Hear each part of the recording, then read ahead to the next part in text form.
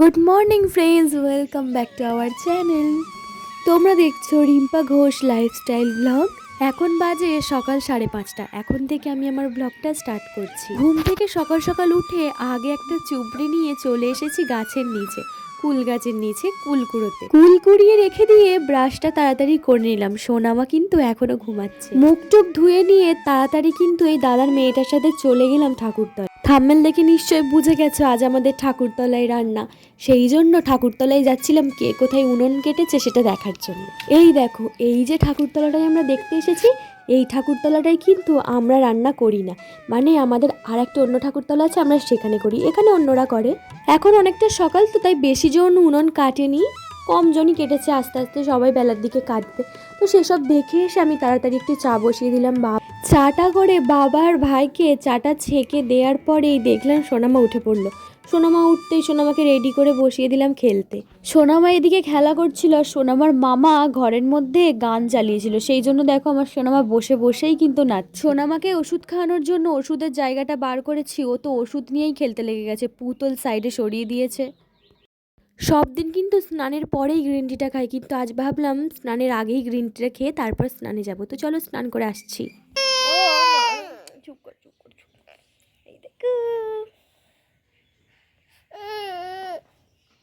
সোনামার মামার কাছে রেখে সোনামাকে আমি স্নানে গিয়েছিলাম। এসে দেখলাম যে সোনামা কাঁদতে শুরু করে দিয়েছে।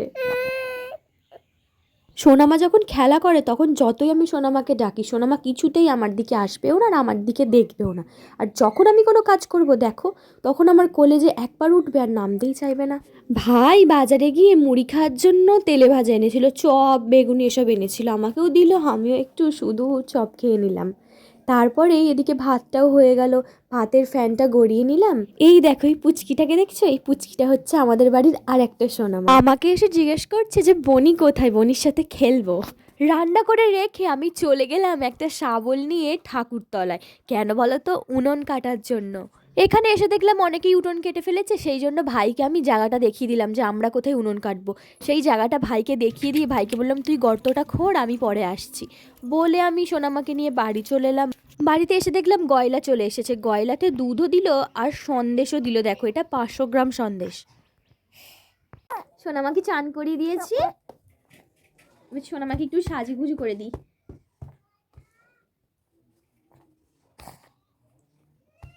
সোনামার শরীরটা অনেকটাই খারাপ, অনেক সর্দি করে গেছে, অনেক। ডাক্তারের কাছে নিয়ে গিয়েছিলাম। ডাক্তার বলল যে ওষুধ দিয়েছে, 4 দিনের ওষুধ দিয়েছে, বললো যে 4 দিন পর আবার ওকে নিয়ে যেতে হবে। দেখি মা, আপ পড়াতেও দেবে না, চাপ না মা, আপ করতে নেই। দেখি দেখি দেখি না,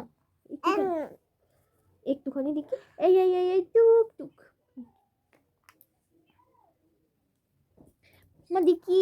চাঁদ চাঁদ চাঁদ টেরা বেঁকা হয়ে গেছে। এই এই এই এই এই টুক টুক টুক টুক টুক টুক। বাচ্চাদেরকে সাজানোই হচ্ছে একটা বড় কাজ। সকালবেলা মা অনেকগুলো জামা কাপড় কেচে রেখে দিয়েছিল, আমি তো সেগুলো শুকোতে দিতেই ভুলে গিয়েছিলাম। তাই মনে পড়ে গেল তাড়াতাড়ি সোনামাকে খেলতে দিয়ে আমি জামা কাপড়গুলো শুকনো করতে দিয়ে এলাম। সোনামার মামার কাছে সোনামাকে রেখে দিয়ে আমি তাড়াতাড়ি চলে গেলাম ওই ঠাকুরতলায় উনুনটাতে কাদা দেওয়ার জন্য। আর সেখানে গিয়ে দেখলাম ভাই বেশি করে গর্ত মানে খুঁড়তে পারেনি, একটুখানি অল্প গর্ত খুঁড়ে পালিয়ে এসেছে। সেই জন্যই দাদাটা আমাকে একটু হেল্প করে দিচ্ছিল, বলছিল দে আমি একটু খুঁড়ে দিচ্ছি, তুই খুঁড়তে পারছিস না বলেই দাদাটা অনেকটাই গর্ত খুঁড়ে দিল। আর আমি দেখো, উনুন তো আমি বানাতে পারি না, সত্যি কথাই বলে দিচ্ছি, আমি উনুন বানাতে পারি না। সবাইকে জিজ্ঞাসা করছিলাম যে আমার উনুনটা ঠিক হচ্ছে কি একটু বলো তো। দেখো সবাই কত সুন্দর সুন্দর উনুন বানিয়েছিল, আর আমি কিরকম টেরা বেঁকা উনুন বানিয়েছি। ভেবেছিলাম অনেক সময় নিয়ে বসে বসে একটু ভালোভাবে উনুনটা বানাবো সুন্দরভাবে, কিন্তু যা রোদ দিয়েছিল না, আমার তো মনে হচ্ছিল কতক্ষণে আমি এখান থেকে বাড়ি যাব। বাড়ি চলে এলাম, বাড়িতে এসে দেখলাম পুরো 1টা বেজে গেছে। আর এই 1টার সময় আমি ভাত না খেয়ে খেতে বসেছি বোঁদে দিয়ে সন্দেশ দিয়ে মুড়ি। এই যে প্রতিদিন সকালে গ্রিন টি খাচ্ছি, এই মিষ্টি খাওয়ার পর ওই গ্রিন টি আমার শরীরে কোনো রকমই কোনো কাজ করবে না, পুরোই ওয়েস্ট। কিন্তু কি করব বলো, আমি যে ছোটোবেলা থেকেই মিষ্টি খেতে অনেক ভালোবাসি। খেয়ে দিয়ে একটু ঘুমিয়ে নিলাম। ঘুমানোর পরেই উঠে দেখলাম মা সব জোগাড়জাতি করছে ঠাকুরতলায় রান্নার জন্য। আমিও মাকে একটু হেল্প করে দিলাম, সব জোগাড় জাতিগুলো ধরে ধরে দিয়ে এলাম ঠাকুরতলায়। দেখো অনেকে কিন্তু এখানে উনুন ধরিয়ে ফেলেছে, মানে রান্না শুরু করে দিয়েছে। আর এখানে একটা নিয়ম আছে জানো তো, যতক্ষণ না ব্রাহ্মণরা উনুন জ্বালে ততক্ষণ আমরা কেউ উনুন জ্বালতে পারবো না। সবাই উনুন জ্বেলে ফেলেছিল, আমার মায়েরই বোধহয় একটু দেরি হয়ে গিয়েছিল। দেখো আমার মা কিন্তু সবার লাস্ট উনুন জ্বালবে। না ওদিকেও 2-4 জন আছে মনে হচ্ছে যারা এখনো উনুন জ্বালেনি, আমার মায়ের উনুনটার পাশে ওদিকে 2-4 জন আছে। এখানে তো অনেক লোক আর সবাই ভালোই সেজে গুজে এসেছে। তো চলো আমিও একটু বাড়িতে গিয়ে ভালোভাবে সেজে গুজে চলে আসি। তার আগে বাড়ির একটু কাজকর্ম করে নিই, যেগুলো বিকেলের কাজগুলো বাকি ছিল, তো ঝাড়টার দিয়ে নিলাম। দিয়েই দেখো আমি কিন্তু রেডি হয়ে গেছি। তো চলো ঠাকুরতলায় যাওয়া যাক। ঠাকুরতলায় যেতে না যেতেই এই ভাইগুলো কিন্তু আমার হাতে ফোন দেখে একটু হাই করে দিল জানো তো। যখন থেকে আমি ব্লগিং স্টার্ট করেছি তখন থেকে কিন্তু এরা আমাকে সব সময় রাগায়, মানে আমার হাতে ফোন দেখলেই ওরা মানে হাই গাইজ, হ্যালো গাইজ এরকম বলতেই থাকে। এই দেখো সবার মনে হয় অর্ধেক করে রান্না বান্না হয়ে গেল। আর এখানে কি রান্না হচ্ছে জানো? সেরকম কোনো কিচ্ছু রান্না এখানে হচ্ছে না, হচ্ছে ভাতে ভাত। মানে ওই সিদ্ধ ভাত যাকে বলে, আলু ভাতে, বেগুন ভাতে, শিম ভাতে, ডাল ভাতে, তুমি যাই ভাতে দাও না কেন।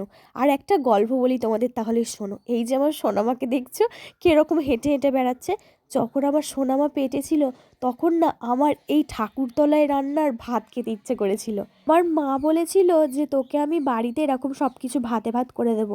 মাকে বলেছিলাম না মা, আমার ওই ঠাকুরতলার রান্নার ভাতটাই মানে খেতে হবে আমাকে, আমার এটাই ইচ্ছে করেছে।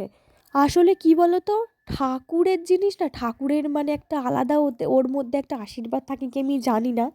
ওটা তুমি বাড়িতেই সেম জিনিস রান্না করলে, অনেক বেশি বেশি মশলাপাতি, বেশি বেশি জিনিস দিয়ে তুমি রান্না করলে, তুমি ঠাকুরের জিনিসটা যখন করো তখন যেটুকু টেস্ট থাকে তুমি এমনি সময় বাড়িতে ওটা রান্না করলে কখনোই তুমি সেই টেস্টটা পাবে না, আমি গ্যারেন্টি দিতে পারি। তারপর কি হলো জানো, আমার মায়ের মামার বাড়ি আমাদের গ্রামের পাশে, তো আমার মায়ের দিদাদেরও এরকম ঠাকুরতলায় রান্না হয় তাদের গ্রামেতে। তো আমার মায়ের দিদা এই কথাটা শুনে আমার মায়ের কাছে, আমার মায়ের দিদা আমার জন্য তাদের ঠাকুরতলার রান্নার ভাত এনে দিয়েছিল।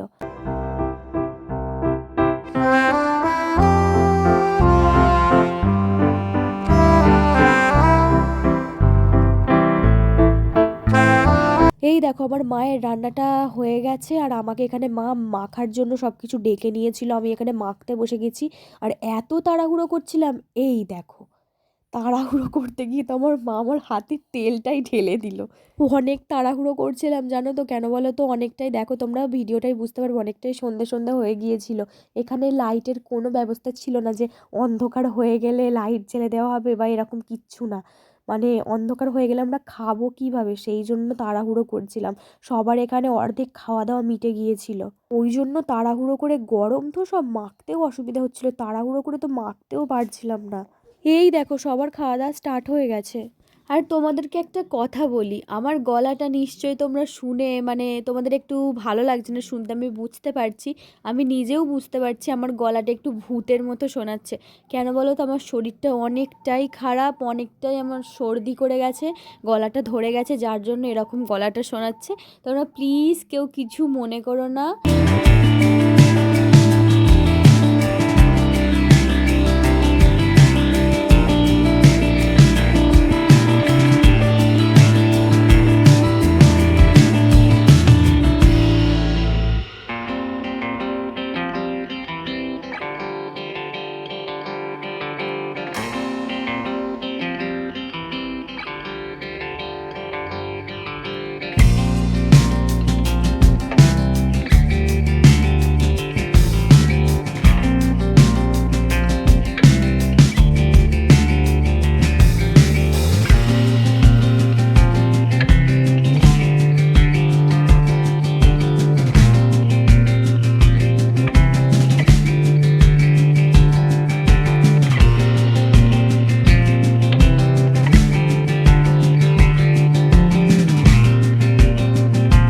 এই দেখো আমাদের আলু ভাতে, শিম ভাতে, বেগুন ভাতে, ডাল ভাতে, অনেক কিছুই ভাতে হয়েছিল, করলা ভাতে, তারপরে সঙ্গে ছিল ঘি। এইটাই তো মানে জাস্ট, ঘিটা তো একটা ইমোশন আমাদের। আমার তো গরম ভাতে ঘি হলে আর কিছুই চাই না, তোমাদেরও কি সেটাই? কমেন্ট করে প্লিজ জানাবে। এই দেখো, এই একটু আগে যার কথা বলছিলাম, এই মানুষটাই হচ্ছে সেই মানুষটা, আমার মায়ের দিদা। অনেক ভালো মানুষ। আমার মায়ের দিদা আর আমার মায়ের মামা এসেছিল। আর এই দেখো, আমার ভাই এখানে আমার সোনামাকে নিয়ে ভাত খাওয়াচ্ছিল। সবারই খাওয়া হয়ে গিয়েছিল, শুধু বাকি ছিলাম মা আর আমি। আর যাদের রান্নাবান্না করে খাওয়া দাওয়া সব মিটে গিয়েছিল, তারা খাওয়া দাওয়ার পর একদম শেষে উনুনগুলোকে ভেঙে দিচ্ছিল। এটাই কিন্তু নিয়ম, উনুনগুলোকে ভেঙে আবার মাটি দিয়ে বন্ধ করে দিতে হবে।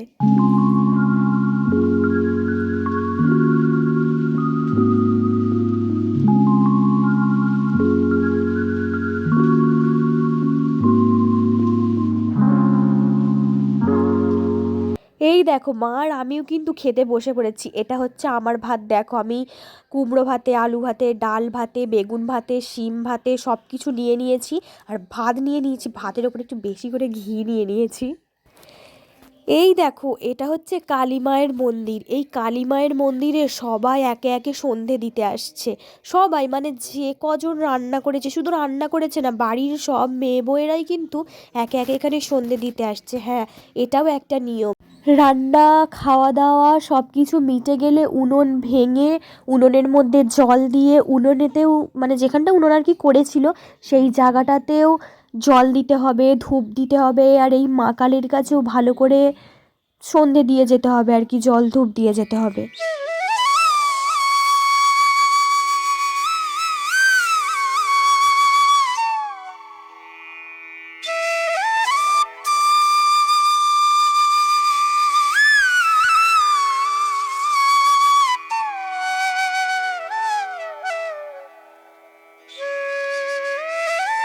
এই দেখো, আমরাও কিন্তু বাড়িতে চলে গিয়েছিলাম। বাড়িতে গিয়ে বাড়ি থেকে আবার এসেছি সন্ধে দেওয়ার জন্য।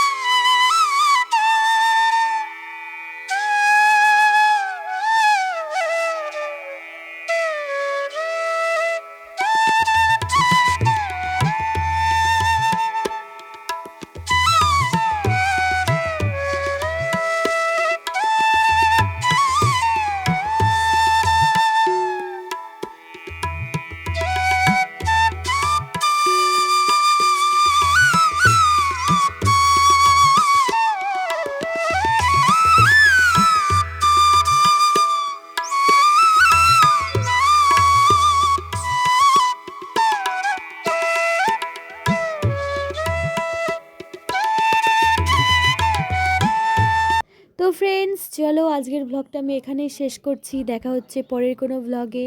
আমার ব্লগ যদি তোমাদের ভালো লেগে থাকে তো প্লিজ ভিডিওটায় একটা লাইক করে চ্যানেলটাকে সাবস্ক্রাইব করে পাশে থেকো। আর সব ভিডিওতে বলি, এই ভিডিওতেও বলছি, কিছু যদি তোমাদের যে কোনো কিছু কমেন্ট করার থাকলে কমেন্ট করো, আমি অবশ্যই তোমাদের কমেন্টে রিপ্লাই দেবো। চলো tata, bye bye, good night.